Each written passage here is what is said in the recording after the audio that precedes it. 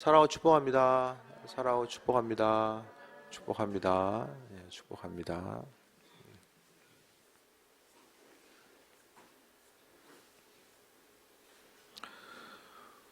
운전하면서부터는 눈이 싫어졌어요.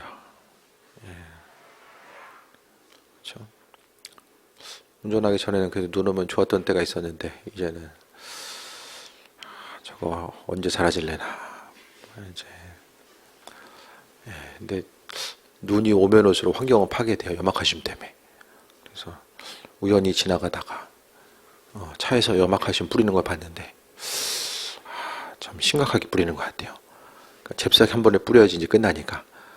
그래서 참 하나님께서 세상을 아름답게 창조하셨는데 우리가 좀 편하게 사는 만큼 이 세상은 병드는 게 아닌가 그런 생각을 해보게 돼요. 뭐 영업하시는 분들 빼고는 눈 오면 안 다니거나 예전에는 다 걸어 다니고 염화칼슘 없었을 때도 다 살았는데 그죠?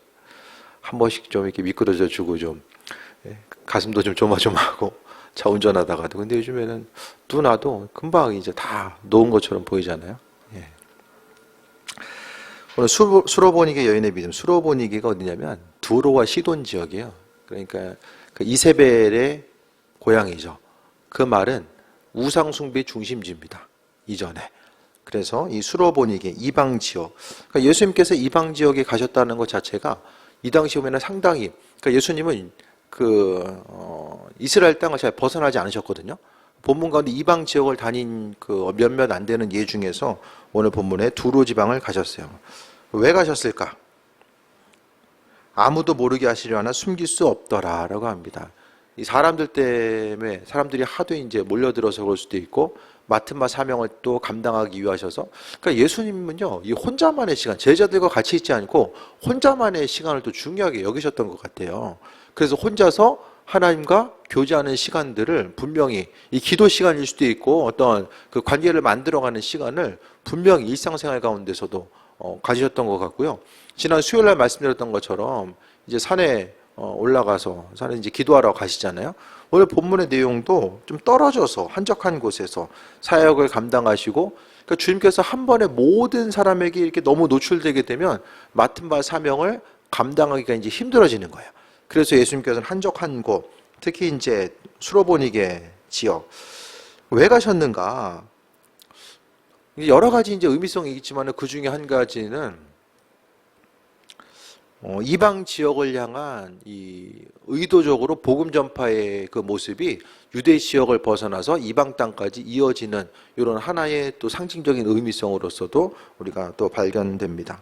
25절에 귀신 들린 어린 딸을 둔 여자가 한 여자가 예수의 소문을 듣고 곧 와서 그 발 아래 엎드리니 예수님의 소문이 이스라엘뿐만 아니라 주변 지역으로 퍼져 나간 거예요. 그래서 예수라는 이름을 알고 있었던 사람들, 주님의 능력과 인도하심에 대해서 알고 있었던 사람들이 많았던 거죠. 그러니까 주님으로부터 고침받았던 사람들이 대부분은 소문 듣고 옵니다. 그 소문은 내는 사람이 있어야 되죠. 전도가 소문 내는 거예요. 소문 내는 거. 소문 내는 사람이 없으면 올 수가 없어요. 그러니까 부지런히 다니면서 이제 내가 경험한 예수님, 그분에 대해서 소문을 내는 거죠. 전하는 사람이 없고 알리는 사람이 없으면 뭐가 좋은지를 모르잖아요. 그러니까 우리 삶을 통해서 항상 주님에 대해서 알리고 전하고 나타내고 또 그분에 대해서 소문을 내는 것, 그것이 바로 증인입니다. 그러니까 믿는 사람들을 그리스도 예수의 증인이라고 하잖아요. 증인은 보고 들은 바를 나가서 이제 전하는 것이 이제 증인된 삶의 모습입니다. 귀신 들린 어린 딸을 둔 여자. 그러니까 항상 딸이 귀신 들렸으니까 어떻게 했을까요? 계속 어떻게 하면 이 귀신을 물리칠 수 있을까? 떠나보낼 수 있을까? 그것을 생각하면서 예수님께서 이 말씀 가운데 행하셨던 사역 중에 중요한 부분이 이 귀신을 내어쫓는 이 축사의 사역을 또 감당하시잖아요. 그러니까 예수님께서 귀신을 내어쫓았다는 소문에 대해서 듣고서 그 발 아래 엎드렸다라고 합니다. 그러니까 성경에서의 그 해결책은 예수님이 갖고 있어요. 예수님의 해결책이라는 거예요. 그래서 우리가 문제와 문제 사이를 계속해서 부딪히지 않아도 예수님께서 주인 되셔서 그 문제의 해결책이 되시고 은혜와 충만함으로 함께 하신다는 것을 또 발견하게 됩니다. 그래서 항상 어떤 문제가 있을 때 좀 지혜로운 사람은 주님과의 관계성 가운데 그 문제를 해결하려고 힘써요.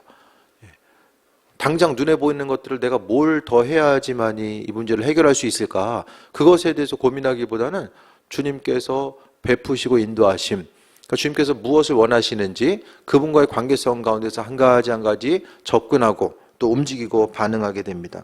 그러니까 삶에 있어서 자녀가 귀신 들렸다는 것은 참 가족 공동체, 식구들 중에 한 사람만 아파도 얼마나 힘들고 어려워요.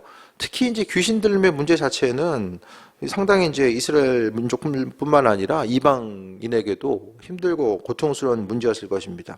예수의 소문을 듣고 중요한 것은 소문 들은 사람이 이 여인만 있었겠습니까? 그런데 한 집에 들어가서 조용히 있으려고 했는데 예수님 거기 가신 거 어떻게 알았을까? 그러니까 간절함과 갈급함이 있으면 보여지고 들려지는 거예요. 문제에 있어서 해결책도 우리의 심령이 갈급함이 없는데 주님께서 알아서 하시겠지. 그날은 안 오는 것 같아요.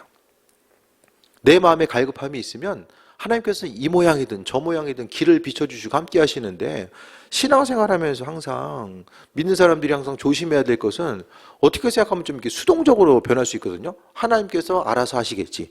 나는 아무것도 안 하는데 하나님께서 알아서 하신다? 그런 내용은 뭐 하나님 그랬을 수도 있지만 대부분 하나님 그렇게 일하시지 않잖아요.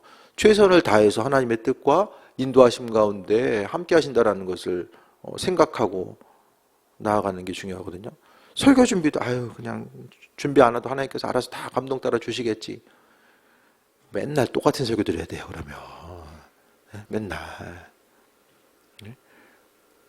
설교 준비하는 것도 말씀 보고 그 안에서 또 여러 가지 또 책들도 봐야 될 부분들 보고 그 말씀 앞에 좀 성실하고자 하는 그런 삶의 태도. 제가 맨날 이렇게 성실하게 쓴다라고 말 못 드리겠지만 그래도 하나님 말씀 앞에 좀 성실하게 서려고 하고 그 가운데서 하나님이 일하심을 또 경험하거든요. 그러니까 여러분도 간절한 기대함과 소망이 있으면 열심히 두드려야 돼요. 두드리는 몫은 여러분의 몫입니다. 그 두드림 가운데서 하나님은 그분의 일을 또 성실하게 행하시는 거죠. 26절에 그 여자는 헬라인이고 수로보닉의 족속이라 자기 딸에게서 귀신 쫓아내 주시기를 간구하거늘. 엎드리고 간구하잖아요. 그러니까 성경에서의 문제 해결은 엎드리고 간구하는 것으로부터 출발하면 마무리됩니다. 안 엎드리고 안 기도하면 그냥 그 문제는 내 일이지 주님 일이 아닌 거예요. 내가 경험하고 당하는 모든 것들이 내 일인 거예요. 그러니까 어떤 기도의 제목이 있을 때, 어떤 문제가 있을 때에 내가 기도하지 않아도 하나님께서 하실 일들이 있겠지만은 그래도 많은 부분 하나님과 더불어서 함께 그 일들을 해결해 나가고자 하는 의지가 있어줘야 되잖아요. 그러니까 우리가 기도했을 때는 그 문제는 더 이상 나 혼자만의 문제가 아니라 하나님과 더불어서 주님과 더불어서 함께 나아가야 되는 문제인데 그 기도 안 하고 있으면은 주님께서 안 도와주셔도 내 인생 내가 알아서 충분히 할 수 있고 이 문제 해결할 수 있습니다라고 이야기하는 것과 마찬가지인 거야. 그리고 한 가지 또 생각해 봐야 될 것은 어떤 그 갈급함이 있는데 하나님께서 일하시고 인도하신다라는 그 마음의 소원은 있는데 기도하지 않으면은 그 소원은 절대로 이루어질 수가 없다라는 거예요. 그래서 약속의 말씀, 제가 자주 말씀드리지만은 약속의 말씀을 받은 사람은 많아요. 근데 많은 사람들이 그냥 흘려보내요. 그 약속의 말씀이 이루어지지 않고 잊어버리거나 나와는 상관없는 것으로 생각하고 또 흘려보내고 또 그 말씀을 이루어 나가기 위해서 최선을 다해서 마음의 중심을 두고 움직여야 되는데 그 말씀과는 상관없는 삶을 또 많은 이들이 살아가게 됩니다. 그러니까 말씀 한마디가 우리의 삶을 살찌우고 우리로 하여금 승리하는 삶을 살게 합니다. 다윗이 머리에 기름 부음 받고 왕 되는데 몇 년 걸린지 아세요? 20년 걸려, 20년. 20년, 2년도 아니고. 왕으로서 기름 부음이라는 것은 하나님으로부터 이제 일을 맡은 거예요. 주의 일을 맡은 게 이제 기름 부음이거든요. 기름 부음을 받았으면 이제 일을 감당해야 되잖아요. 그럼 다윗은 20년 동안 무슨 생각했을까요? 하나님의 약속은 짧으면 10년, 15년, 20년, 20년도 가요. 20년도 가요. 근데 하나님이 급하시면 또 급한 대로 사용하시는 거죠.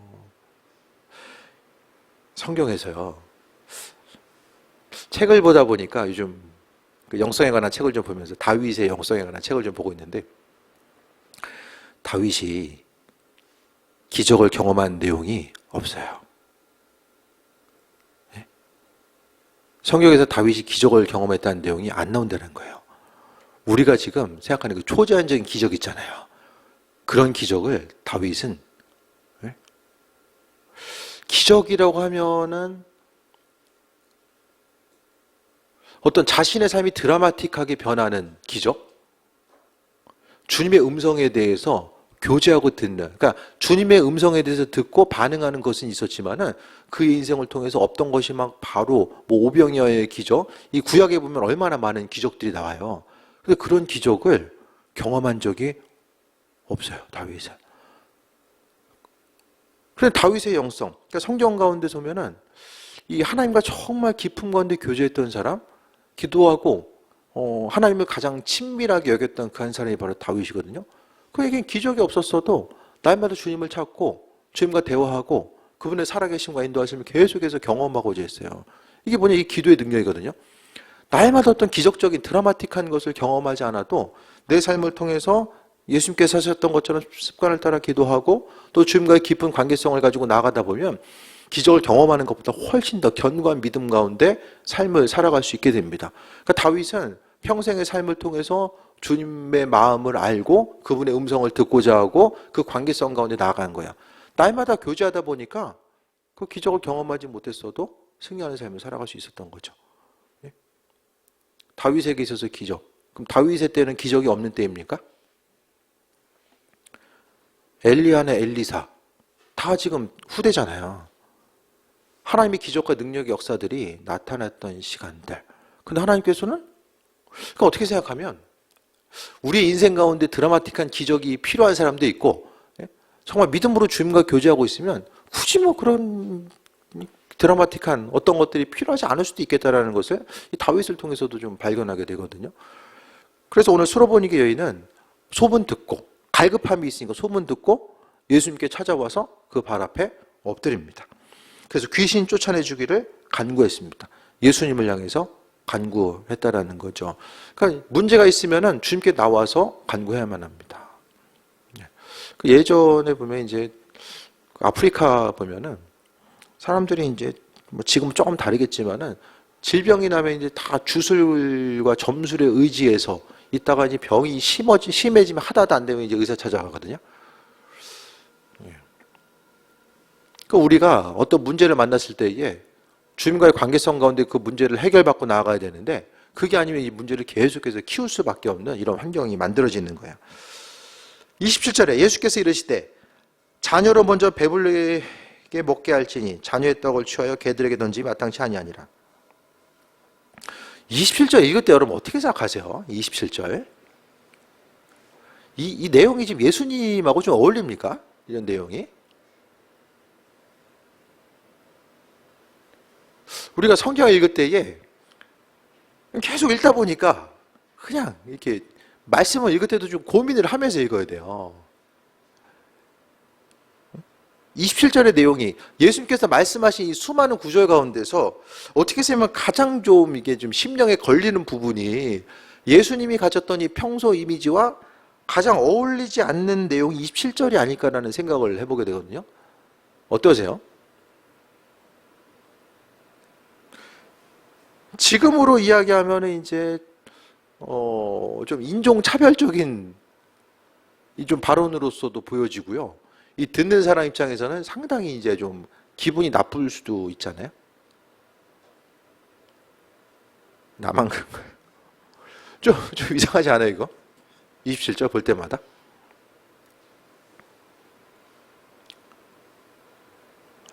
여기서 볼 수 있는 몇 가지 좀 보게 되면 개로서 표현한다는 건요. 성경에서 개는 거의 들개예요. 이스라엘 민족들은 애완용으로 개를 키우지 않아요. 성경에서의 개는 부정한 동물로서 취급이 됩니다. 그럼 개가 왜 부정하냐, 뭐 돼지는 왜 부정하냐, 뭐 이런 거 생각했을 때에 그때 수업 시간에 그런 내용이 있었던 것 같아요. 뭐 이렇게 돼지는 이 사람이 먹는 거랑 이제 좀 비슷하게 약간 잡식성으로 예? 비춰지니까 이게 사람 먹을 것도 없는데 지금 돼지 줄 게 어딨어요. 뭐 그런 내용도 있었지만은 어쨌든 개는 들깨를 이야기해요. 들깨는요, 동물의 사체를 먹기도 하고 어떤 부정한 것으로서 이제 취급됩니다. 그래서 개들에게 던짐이 마땅치 아니하다라는 것은 어쨌든 이렇게 긍정적인 부분으로서 표현할 수는 없어요. 그런데 이 본문을 통해서 몇 가지 좀 생각해 볼 수 있는 것은 자녀로 먼저 배부르게 먹는다라고 이야기하잖아요. 그러니까 이것은 자녀라는 것은 하나님의 백성을 이야기하거든요.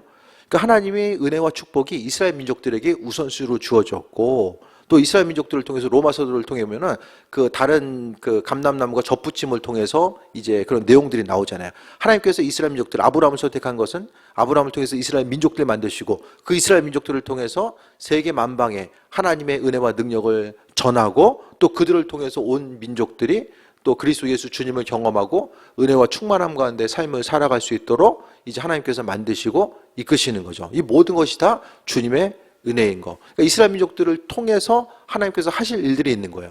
그래서 이스라엘 민족들이 먼저 구원을 받고 그것을 통해서 세계 만방에 복음이 전해지는 이런 과정들 자체를 이야기하는 거죠.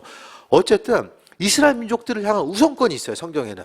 신구약을 통해 봤을 때에 하나님이 그들 민족을 선택하셨고 또 그들을 통해서 하나님의 계획하심과 인도하심이 지금까지도 이제 전해지고 있다는 사실을 우리가 잊지 말아야만 합니다. 그래서 그 당시 이제 수많은 유대인들이 가졌던 것처럼 예수님도 유대인들을 향해서 우선적인 면에 대해서 이 비춰주신 한 가지를 볼 수 있어요. 유대인들을 우선시하셨던 그런 모습 한 가지를 오늘 27절을 통해 볼 수 있고요. 또 한 가지는 어떻게 생각하면 이제 하나의 우리가 지금까지 알고 있었던 것처럼 이 수로보니게 여인을 향한 믿음의 시험의 내용이 이 안에 담겨 있는 것으로서 봐요.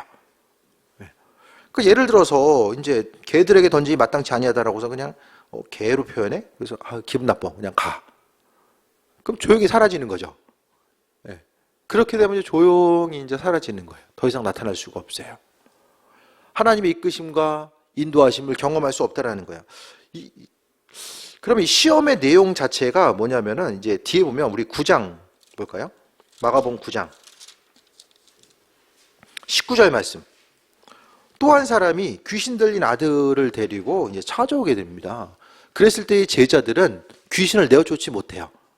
그러면서 오늘 19장 19절에 보면 대답하여 이르시되 믿음이 없는 세대여 내가 얼마나 너희와 함께 있으며 얼마나 너희에게 참으리요 그를 내게로 데려오라 하시매라고 합니다. 19절의 내용이 아마도 제자들을 책망하신 내용이기도 하지만 이 귀신 들린 아들을 데리고 있는 이 한 사람, 그 한 사람에게 예수님께서 믿음을 심어 주시기 위한 하나의 목적을 가지고 말씀하셨다라고도 보거든요. 19절의 내용. 제자들 향해서 너 믿음이 없어. 너 믿음 없었기 때문에 이와 같은 거 하지 못한 거야. 그렇게 얘기했을 때에 이제 얼마나 거리를 두고 떨어졌는지는 모르겠지만은 여기 나와 있는 것 그 아버지, 귀신 들린 아들을 데리고 있는 아버지가 그 사실에 대해서 알고 자신이 가지고 있는 그 믿음 23절에 볼 수 있는 것처럼 할 수 있거든이 무슨 말이냐 믿는 자에게는 능히 하지 못할 일이 없느니라 하시니라고 하면서 믿음에 대해서 다시 한번 깨달아 알 수 있게끔 만들어주는 요 하나의 이런 상징적인 의미성이 27절 가운데 또 이제 담겨져 있는 것으로 보게 됩니다. 그래서 27절의 내용 유대인들을 향한 하나님의 계획하심과 인도하심을 이야기하는 거고 또한 이 여인에 대해서 믿음을 시험하기 위한 이 여인을 향한 예수님의 그 말씀의 내용이 있는 거죠. 그런데 어떤 주석가는 이런 걸 이 예수님과의 그 여인과의 대화의 내용을 통해서 이 환상적인 어떤 재치의 내용이다. 예수님은요 성경에서 어떤 말을 통해서 말이나 논쟁을 통해서 진 일이 없어요. 서기관들과 제사장 특히 이제 그 바리새인들과의 대화 가운데서 말하다가 예수님이 그 말에 수긍하고 넘어가신 예가 성경에는 없어요. 말에서 예수님을 당할 수는 없어요. 그런데 한 가지 이제 예가 바로 이 수로보니게 여인이에요. 여기서 승자와 패자를 나눈다면 누가 승자입니까? 예수님이 생각을 바꾸잖아요. 좀 뭔 생각들을 하고 있는지 좀 이게 표정이 보여야 되는데 좀 뭔가 얘기 좀 흥미가 있는 건지 아니면 그냥 다들 피곤하신 건지 참 헷갈리네. 맨날 똑같이 성경을 바라보면 이게 재미가 없잖아요. 뭐 재미로 보는 건 아니지만 잘 생각하세요. 이 여자가 대답합니다. 보통 여자가 아니에요. 주여, 올소이다마는 상 아래 개들도 아이들이 먹던 부스러기를 먹나이다. 이 여인이 이렇게 이야기할 수 있는 거. 이 당시에요. 유대인들은 절대로 이방 여자랑 안 만나요.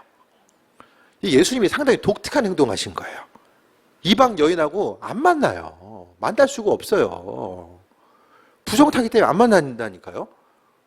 우물가에서 사마리아 여인 만난 거나 오늘 수르보니 여인 만난 거나 상당히 이 당시에서 유대인 남자들에게 할 수 없는 일들을 지금 예수님께서 행하고 계신 거고요.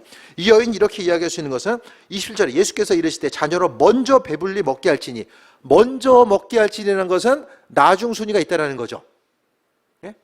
만약에 여기서 예수께서 이르시되 자녀들만 배부르게 먹게 할지니 이렇게 했으면은 이방인 선교가 뭐가 없는 거예요. 제자들은 이방인을 향해서 복음을 전할 수가 없어요. 근데 먼저는 자녀들에게. 그러니까 여기서 보면은 이 글을 읽는 유대인들, 성경 읽는 유대인들은 자녀 유대인 우리지 이걸 누구나 알 수 있어요. 걔 이거 이방인이구나. 이 당시 이방인을 걔로 표현했기 때문에 이 예수님께서 자녀를 먼저 배부르게 먹게 할지니 그러면은 자녀들 먹고 나면은 어떻게 돼요? 그 다음에 이방인들에게도 돌아가는 게 있는 거예요. 여기서 이 여자가 이야기합니다. 상 아래에서 개들도 아이들이 먹던 부스러기를 먹나이다. 여기서 참 재밌는 게 뭐냐면 예수님이 말하는 것은 들깨예요. 그 들깨를 이 여인은 어떻게 생각합니까? 집에서 기르는 애완견으로 둔갑시켜요. 예수님 개 얘기하셨잖아요. 그 얘기를 싹 받아가지고 애완용 개로 요 싹 만듭니다. 또 한 가지. 애완용 개들은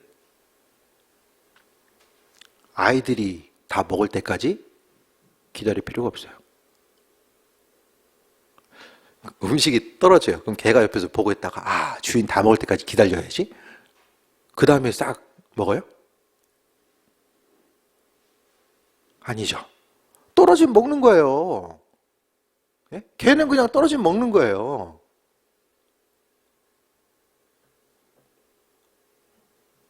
그러니까 이 여인은 28절의 내용이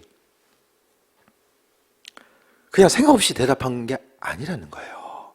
짧은 순간이지만은 현재 앞에 주어진 상황을 자신이 가지고 있는 지혜와 재치를 통해서 예수님의 말씀을 받고 그 예수님의 마음을 움직일 수 있도록 이 상황을 바꿔나간 거예요. 개라는 표현 한 가지를 통해서 이 두 가지, 개는 그냥 떨어진 거 먹으면 되고 그 집에 있는 기우는 애완견으로 둔갑을 시킨 거죠. 28절에서 왜 이와 같은 상황들이 있을 수밖에 없는가? 간절한 거예요. 간절한 거, 갈급함이 있었기 때문이에요. 날마다 하나님 향해서 기대함과 소망함이 있는데 정말 간절하세요? 그 기도의 제목에 대해서 주님을 향한 기대함과 소망함, 좀 간절함이 있으십니까? 여러분 인생 가운데 기도한다라는 거, 주님을 찾는다라는 것이 그렇게 정말 큰 그 의미와 능력과 영향가를 가지고 있는 일이 맞습니까? 기도한다라는 것이 그냥 몸 건강을 위해서 헬스장 가서 운동해야지, 그거와 좀 다른 차원의 것으로 좀 다가오고 있으세요, 실제적으로?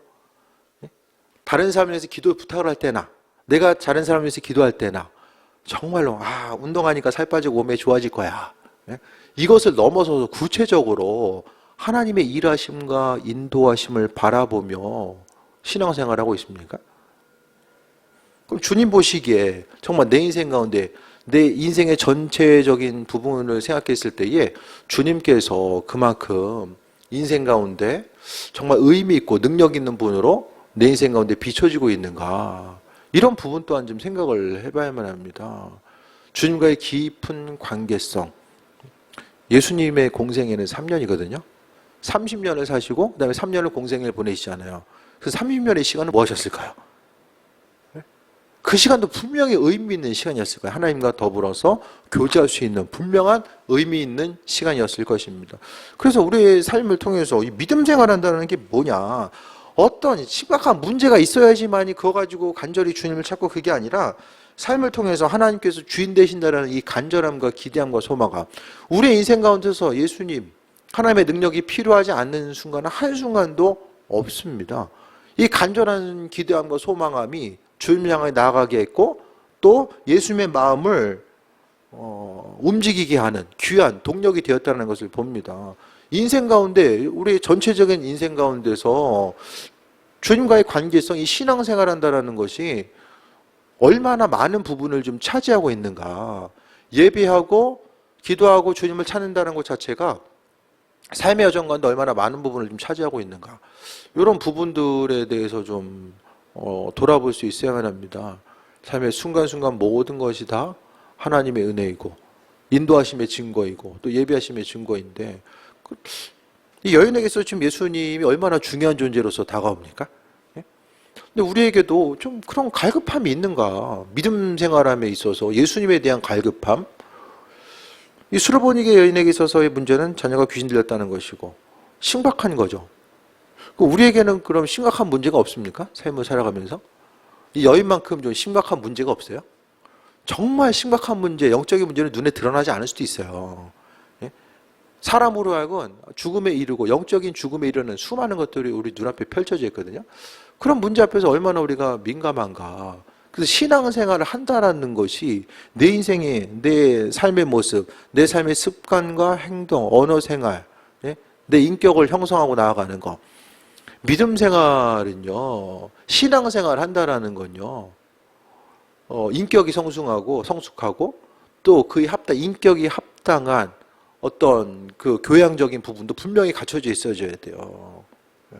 세상 사람들은요, 그 심령 안에 예수님이 존재한다라는 것을 어떤 인격과 교양과 성품을 통해서 예수님의 살아계심을 발견하게 되잖아요. 그러니까 그리스도인으로서 삶을 살아간다는 거, 그것 자체는 나뿐만 아니라 주변 사람들과의 관계성 그리고 또 주님과의 관계성 가운데서 뭔가 좀 다른 부분이 존재해야 됨을 말씀합니다. 29절 예수께서 이르시되 이 말을 하였으니 돌아가라. 귀신이 내 딸에게서 나갔느니라 하시매. 예수님의 전적인 수긍이 나타나잖아요. 시험에 통과할 수도 있고 어떻게 하면 이 말 어떻게 생각하면은 예수님께서 좀 감동하신 듯한.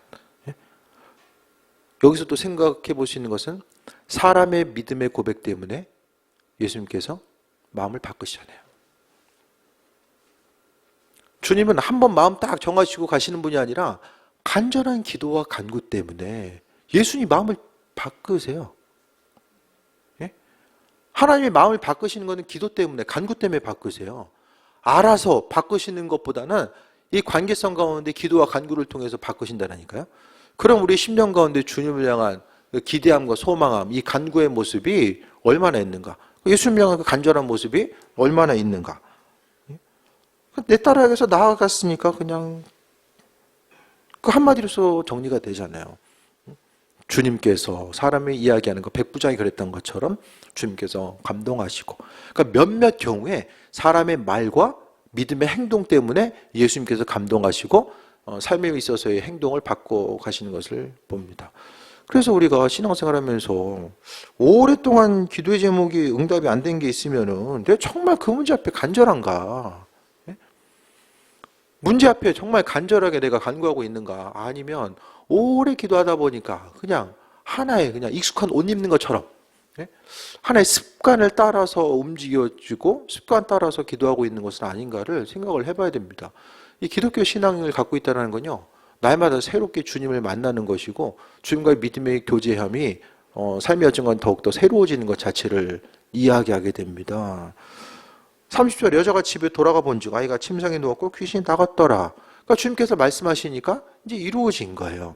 예수님이 말씀한 그 순간 믿음으로 선포하신, 주께서 믿음을 보시고 선포하신 그 순간 기도의 제목은 이루어진 거잖아요. 그러니까 믿음 생활하는 방법은 여러 가지가 있어요. 여러 가지가 있어요. 그냥 교회 다니는 게 있고요. 종교 생활이죠. 교회 다니는 게 있고, 그 안에서 조금 더 생각하며 다니는 게 있고, 예? 그러니까 믿음 생활함에 있어서 많은 이들이 스스로 생각하는 신앙생활은 이거야라고 생각하고요. 그 틀을 잘 벗어나지 않아요. 그 틀 가운데 계속 머물다 보면, 아니 원래 본문 가운데 이 수로보니게 여인도, 아니 여인이 바로 이방 여인이 유대인 남자를 만나? 이건 상식적으로 불가능한 거거든요. 예? 그러면 안 갔겠죠? 그 다음에 또한 자신을 개로 표현한 것에 대해서 기분 나쁘다. 상식적으로 기분이 나쁜 거예요. 그냥 떠나고 두드리니까 이게 안 되나 보다. 그리고 그냥 떠났으면 그냥 끝나는 거죠. 우리의 10년 가운데서도 이게 신앙생활 오래 하다 보면 나도 모르게 굳어지는 이 상식들이 있어요. 신앙의 상식들, 어떤 상식이라고 보기보다는 고정관념으로 볼 수 있죠. 이런 고정관념이 계속해 있어서 항상 주님 앞에, 주님 곁에 머무르는 것 같은데, 거기서 이제 조금 더, 예수님이 이제 계신 집을 알면 안으로 들어가서 부딪혀야죠.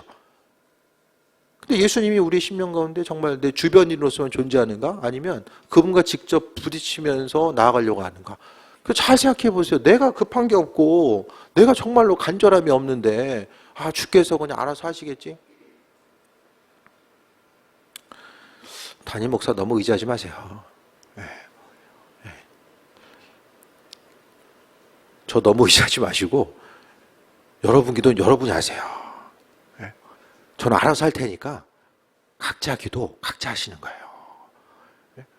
아니 뭐 나는 기도하는데 담임 목사가 열심히 기도한다고 뭐 그 기도 제목을 하나님께서 더 그럼 내 기도 제목이 있어요, 여러분이. 그럼 여러분이 기도하는 거 더 원하실까요? 아니면 담임 목사 기도하는 거 원하실까요? 그럼 다 같이 기도하면 좋겠지만은 우선순위를 두자고 하면은 나는 별로 급한 게 없는데 인간적으로 보기에도 그렇잖아요. 좀 덜 급하구나. 저도 생각을 할 거 아니에요, 보면서. 저 간절하게 기도하는구나, 아니면 이제 아니구나, 그거 보잖아요. 간절하게 기도하는 사람이 있으면 저도 더 간절하게 기도해주고 싶어요. 저 얼마나 급하면 저기 기도할까. 그게 아니면은 참, 서로 이제 공감대를 형성하면서 이제 기도하는 게 중요하잖아요. 그러니까 오늘 예수님은 그 간절함을 보신 거예요. 순간적으로 말을 잘하고 뭐 재치가 있어서 그게 아니라 이 수로보니게 여인 가운데 있었던 이 간절함을 보신 거예요. 믿음을 보신 거죠. 믿음은요, 그냥 사라지지 않아요. 믿음은 반드시 어떤 행동으로 나타나게 돼요. 주님 감사합니다. 감사합니다. 주님 영광 받으시길 바랍니다. 삶의 행동이 주님께 감사하고 영광 돌리는 것을 표현돼야죠. 주님과 직접 만나고 부딪히고 또 주님의 음성 따라서 반응하고 움직이는 부분이 있어야 되는 거죠. 여인이 지금 예수님께 가는 것이 마땅하지만 가기 힘든 것도 있잖아요. 앞서 얘기했던 것처럼 유대인 남자 만나야 되고 지금 딸이 귀신 들렸는데 어디도 다녔냐. 지금 애 봐야지. 어딜 다른 데가 있어. 한마디 들었으면 빨리 집에 가야지. 이런 간절함과 기대함의 모습이 우리에게 지금 있는가. 간절한 간구함과 소망함이 있는가. 내 안에 간절함이 지금 여기서 머무르면 내년도 똑같을 거예요. 내년도 올해랑 별로 다르지 않을 거예요. 제가 내년에 대해서 소망 가지고 선포하는 것은 간절함으로 주님께 나아가는 것을 전제 조건으로 이야기합니다. 그냥 가만히 있으면 내년에 그래도 하나님께서 내년에 일하시고 인도하시고 함께 하실 거예요. 거짓말하는 거죠. 그러면은 희망 고문하는 거죠. 이거 안 되는 거. 그렇잖아요. 그러니까 말씀드린 전제 조건은 주께 마음의 소원을 두고 하나님 마음에 합하지 않은 것 버리고 원하는 것이 무엇인지를 깨달아 알며 주님과 더욱더 가까이 가고자 하는 삶, 그게 먼저 전제 조건으로 되어 있는 거. 신앙인으로서 하나님과의 관계성 가운데 부끄럼 당하지 않고 주님 기뻐하신 일들을 내가 믿음으로 움직이고 반응하고 행하는 거죠. 그 다음에 주께서 행하실 것들을 기대하며 나아가는 거죠. 그럼 내년에 다들 기대함과 소망하는 기도 제목들이 있을 거예요. 그럼 무엇 때문에? 올해 만약에 좀 아쉬움이 있었다고 한다면 내년에는 무엇 때문에 하나님께서 일하시는가? 그 애굽에 흉년이 왔을 때에 그 흉년의 기간 딱 풍년 끝나고 흉년 딱 끝나니까 그 고난의 시간이 정해져 있어가지고 그 순간 딱 지나면 어느 날 내가 생각이 어떠하든지 간에 그 시간만 그냥 견디면 모든 것이 열린다? 저도 한때는 그런 줄 알았는데 그게 아니더라고요. 내 삶이 변화되지 않으면 그냥 쭉 가는 거예요. 제가 봐서는. 말씀 정리합니다. 수로보니게 여인, 예수님을 감동시켰던 또 한 사람이 오늘 마가복음 7장에 등장합니다. 환경은 어렵지만 여러 가지 장애물이 있었어요. 그 장애물을 넘어섭니다. 왜? 문제 해결해야 되거든요. 간절함이 있어요. 이 문제 가지고는 더 이상 버틸 수가 없었던 거예요. 그러니까 그 문제를 가지고 예수님께 다가가게 됩니다. 주께서 응답하시고 함께 하시는 것들. 이 세상을 살아가면서 여러 가지 문제들이 있어요. 예수님께서 정말로 드라마틱하게 오늘 본문의 내용처럼 해결하시는 것도 있고 여전히 상황은 똑같지만은 주께서 그 문제 앞에 담대하게 다가서고 또 그 문제를 대처할 수 있는 힘과 능력을 우리에게 주시거나 어쨌든 견디거나 버티거나 넘어가거나 그 모든 힘과 능력은 하나님께서 우리에게 허락해 주십니다. 누구에게? 간절한 기대함과 소망함이 있는 이들에게. 이 간절함이 없으면 앞서 말씀드리지만은 내년에도 똑같을 거예요. 잘하면 똑같을 거예요. 잘하면. 왜냐하면 우리의 삶의 모습이 똑같은 것이 계속해서 반복되면 힘들고 어렵고 믿음 잃어버리거든요. 내년 한 해 또 하나님께서 또 주실 텐데 그 기대함과 소망함을 어떻게 가지고 갈 것인가. 내 심령 가운데 간절함이 있으면 그 심령의 간절함은 주님을 향해서 주님께 더욱더 가까이 가고 또 주님을 기쁘시게 되는 그런 귀한 삶의 모습, 신앙의 행함을 통해서 표출되고 나아가야 됩니다. 간절한 기대함과 소망함이 주님과 더욱더 가까운 어떤 친밀한 관계성을 만들게 하는 중요한 동기가 되고 또 그것을 통해서 주님을 깊이 알아가며 믿는 자로서 승리하는 삶, 우리의 간절한 간구에 대해서 하나님께서는 외면하지 아니하시고 응답하신다라는 것을 돌아보며 이 시간 더 주님과의 깊은 관계성 가운데 새해 먹고 그 은혜 가운데 충만함 누릴 수 있게 되길 축원드립니다. 기도하겠습니다. 아버지 사랑에 감사드립니다. 우리 심령 가운데 지혜 있게 하시고 주님을 향한 간절한 기대함과 소망함이 넘치게 하여 주옵소서. 말씀을 통해서 우리의 삶을 돌아보게 하시고 습관적으로 반복해왔던 어떤 행동들이 하나님 마음에 합한 것인지 아닌지를 분별할 수 있도록 인도하여 주옵소서.